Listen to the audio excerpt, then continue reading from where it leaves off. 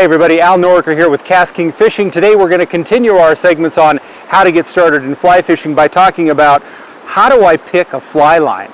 Now there's so many out there, colors, weights, sizes, lengths, weight forward, level floating, double taper, all these different things. I'm going to break it down for you and make it as easy as I possibly can.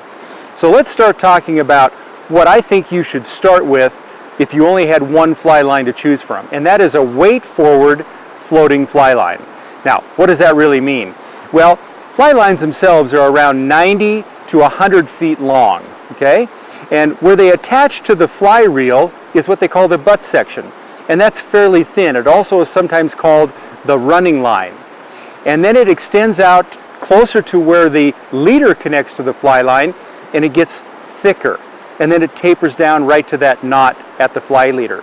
Well, that thicker portion is the weight forward portion, and what that really does for you, it makes it easier to cast. If the line was the same length all the way from where it connects to the reel to the leader, it wouldn't cast as quite as easy. So we like to make it as easy as possible.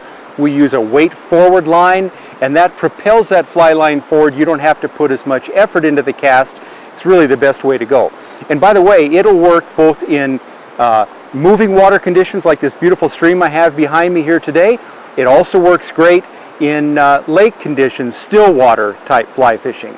It also works well if I'm going to be throwing a dry fly, a fly that floats on the surface of the water, or if I'm fishing a subsurface nymph type fly, I still use a weight forward floating fly line. And like I said, about 90% of the fishing I do is a weight forward line.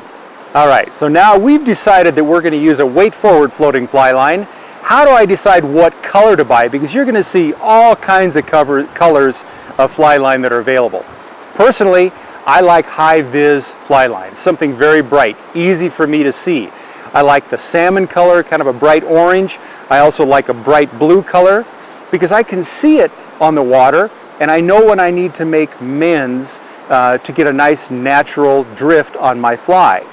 I don't worry so much about whether the fish can see the fly line because I use a leader that's somewhere between 7.5, maybe even 12 feet long. That's very, very clear. So that's the part that's closest to the fish, and I don't think they really see the fly line.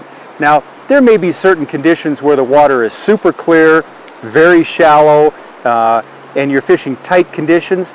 In those cases, maybe a lower vis line, something in the greens, or those kind of more natural colors, that might be a good choice. But generally speaking, I would prefer to see the bright the fly line color myself, so I know what's going on with my fly line and I can make those changes.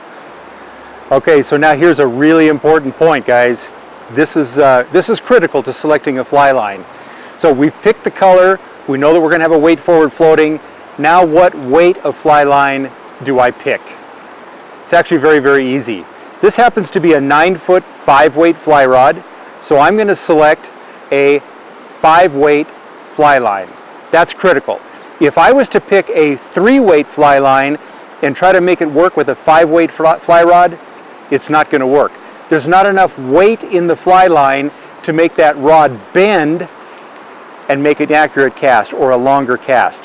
So you need to match up the weight of the fly line with the weight of the fly rod. 9-foot 5-weight fly rod, 5-weight fly line. If I have a 6-weight fly rod, I'm going to use a 6-weight fly line. If I use a 9-weight fly rod, I'm going to use a 9-weight fly line. I'm Al Noriker for KastKing, and hey, I really encourage you to go fishing tomorrow. It's a lot of fun. Have a great day.